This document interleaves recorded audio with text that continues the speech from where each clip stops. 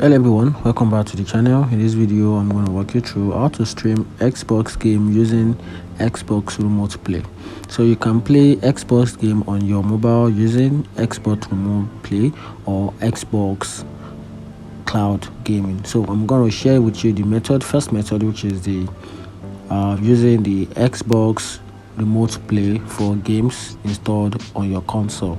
So here's the first step. Set up your Xbox for Remote Play, then turn your Xbox console, go to the settings, then under the settings go to device and connection, then click on remote features, then enable the remote features and ensure your Xbox is set to instance or mode.